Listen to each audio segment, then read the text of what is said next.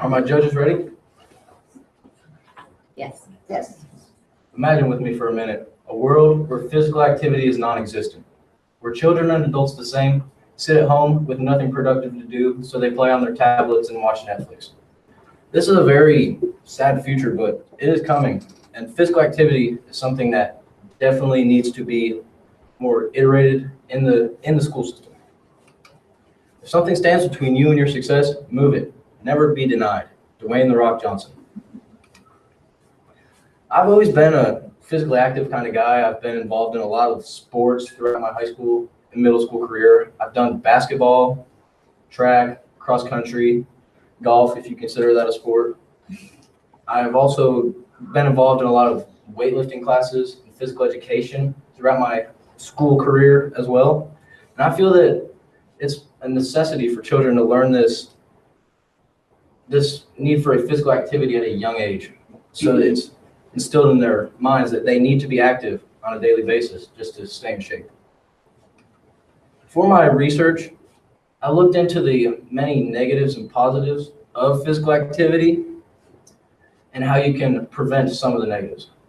The first thing that leads us to is obesity. Obesity is described as an above average amount of body fat, and for different people, that's a different number. And there's many different causes for obesity as well. First, it could be your exercising habits or your eating habits. And I believe these two tend to go hand in hand, because if you're not doing one right, you're probably not doing the other right either. It can also just be caused by your genetics. You could just be born obese, and that is just another way that obesity could occur to you. Next, we have the many mental benefits from physical activity. First, if you're physically active during your younger years of life, it's going to make you more likely to have a less high chance of getting dementia in your later years of life. You're also going to have better brain aging. The more active you are, it's going to keep blood flowing to your brain and help it just to keep working right all throughout your life. And finally, we come to, it's going to increase your cognitive brain function. Now, some of you might be sitting out there wondering, what is cognitive brain function? Well, I'm here to tell you. Cognitive brain function is when you have a good amount of oxygenated blood flowing to the brain at a certain amount of time. This is usually whenever you're being active, more blood is going to be flowing to your brain, helping it to work better. Next, we have the injuries, though. And like everything, there's always downsides. For physical activity, it's injuries. The first injury we have is shin splints. This is a very low-level injury. It can occur to almost anyone. It usually occurs in walkers, people who just like to walk for physical activity, just to stay fit. And what shin splints is described as is an inflammation in the tissue in the front of the leg, in the shin area. Next, we have the sprained ankle. This is more of an injury that comes to a higher active person, I would like to say. They're going to be doing a lot more running, jumping, side-to-side movement, and they might be more likely to turn an ankle. But these injuries, although they are painful, they're very curable and easily curable as well. And this is with the RICE system. You might be wondering what that is as well. Well, it's actually an acronym. The R stands for rest. You need to rest the injury. You need to stay off of it. Try to keep the swelling down. The I stands for ice. You need to ice the affected area. This is going to help to stop the swelling, slow it. You need to, the C stands for compression. You need to keep compression on the affected area, and this is going to help push the swelling back up the leg. And you also need to keep it elevated. By keeping the affected area elevated, it's just going to help to keep the heart from not pumping too much blood to the affected area, causing it to swell more. Now, through doing all of this research, it just helped lead me to what I thought I should do for my product. My product, I decided to do the National Walk to School Day. You can see here, here's all the children some of the children that were involved. They weren't all at school the day the picture was taken. Now, I went through quite a bit of planning for this National Walk to School Day. Just so you know, it occurs on October 4th every year. The first step that went into planning this event, I had to gather supplies. I had to get tables, chairs for the people who would be working at the event, signing children in. And for this, I just decided to ask around the Willow Springs High School to see if I could maybe obtain a few chairs and tables that way, try to save myself money. I next had to call around. I first thought about calling G&W, but then I realized that this would be a fairly short walk, and if I want to get children physically active in the morning, I'm going to need to have a little bit longer of a walk. So my mentor and I, Jim Taylor, we decided to call Town and Country instead, which is approximately a mile from the high school.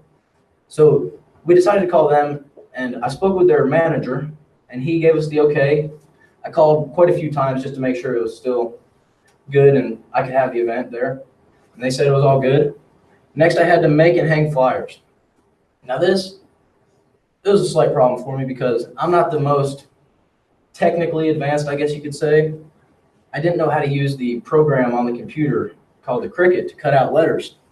So I had to learn that first before, so I could make the letters to put on my banners, put on my sign-in tables. I then had to type flyers, and this was also a bit of a task because after I had my first flyers made and hung, I got a phone call from the elementary office, and they said, well, you got your dates wrong. So I had to go run around and pick all them up before anyone got the wrong idea on when it was happening. And I retyped them, went around, hung up some more banners and flyers, and it was set to go. And I also had to talk with the, I believe it's the assistant principal in the elementary, Mr. Cottingham, and asked him if it would be okay for me to do a presentation at Rise and Shine to present the children with certificates thanking them for coming to the walk. Now, though it seems like this project really went smoothly for me and I didn't have any problems, I had a few. First, I had to plan around the weather. And if any of you have lived in Missouri for more than a week, you know that this weather is wild. One day it can be 100, the next it might be snowing, you never know. And my product was no exception. The whole week I was watching the weather, making sure it was going to be a go for on the 4th. All up until the day before, 100% clear. Then the day before the event, 100% chance of rain. So I had to go over to the office, make a school reach call just to inform the parents not to show up because nobody's going to be there.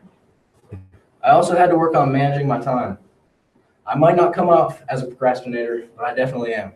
I don't like to do things unless I absolutely have to, and this I absolutely had to, so I just really had to buckle down and get after it, get things done.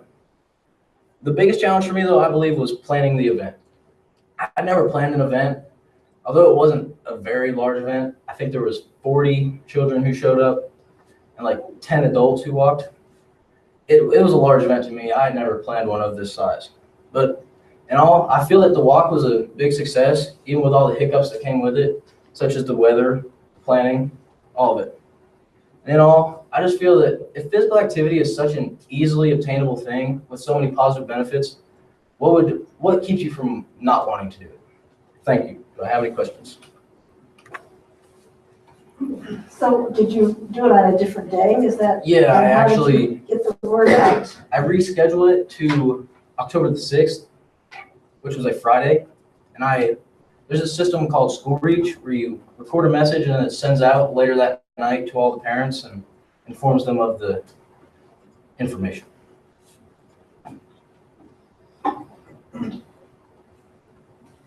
Talked about injuries and what to do to treat them. Did you come across any research? Did you come across anything about preventing those types of injuries? I actually did.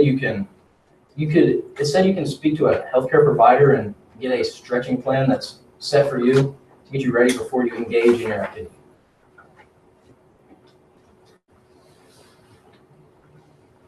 Yes. What are your plans for next year?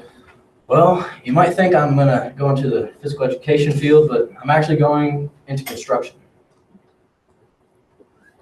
That cricket might come in handy there. I think it might. What are you going to be doing with construction? I'm hoping to be building houses. Oh, well, I'm fixing to have the house built, so. Won't Get be you my my- number. Yeah. Any other questions? When a child exercises, what is it that their brain does? It just helps their brain to be more engaged. There's also actual research that I read that says when a child is engaged throughout their day in physical activity, it actually helps to keep their brain more engaged in the classroom as well. Yes. And what were the ages of the children that took part? They went from kindergarten all the way up to 6th grade.